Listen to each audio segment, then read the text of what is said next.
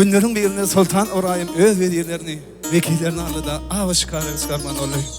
Vezirlerin yarını odunu uğrattı, yarını olsa çadır dikmeni uğrattı. Özü olsa tapançasını alıp, yap boyuna duran keyik canavarı gözü düşürdü. Azal adamlarda da azal, hayvana da azal. Azalına gözü gelen keyik canavar su içi oturan yağından kellesini kaldırıp Orayım Sultan'a gözü düştü. Hey Orayım, Allah Teala bizi öldürmeye yarattı mı deyip, 5 kelime söz yer oldu, bir vakt demediydi.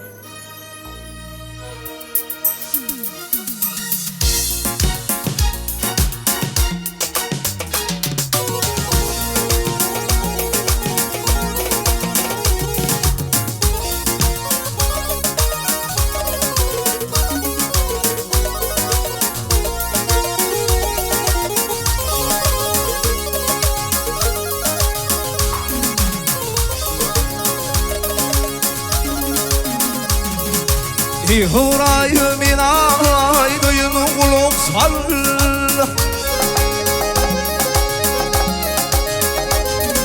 Can hurayım inay duyunu kulak sal. Şu dünya gelin o içim varatır.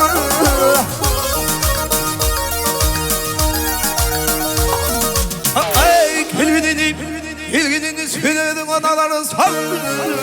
Gelgidini söyledim anaları sal. At şu okun canına geç varatır. Hindalini ah yarim.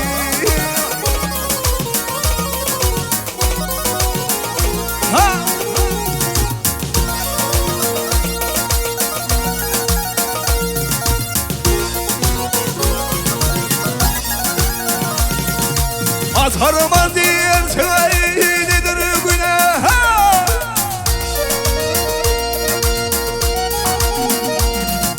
Atarıma diyersen nedir günah? Gitti hatım kalına uğrayım.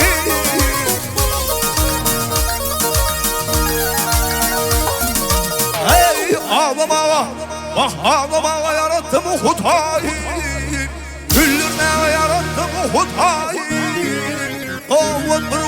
Davat bir mağaraya yetim varadır. Hindalini ah yarim.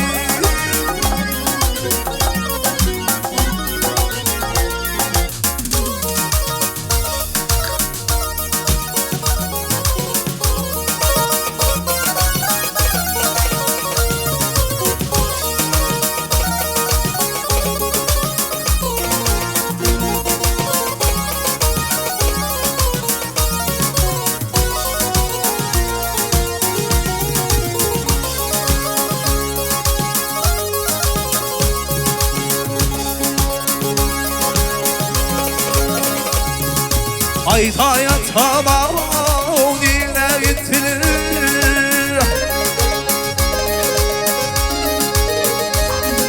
Ayda yatamam yine gittiler. Şu azanın vurmatının tatlı.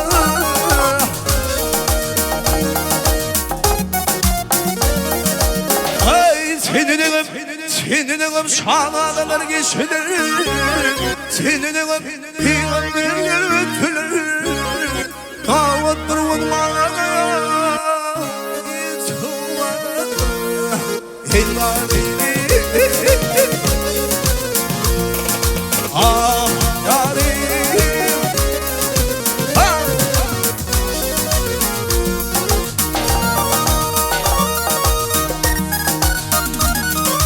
Hey ağlama yarattım hutayı. Güldürmeye yarattım hutayı. Aç şu okun canına geç vardır. Hindalini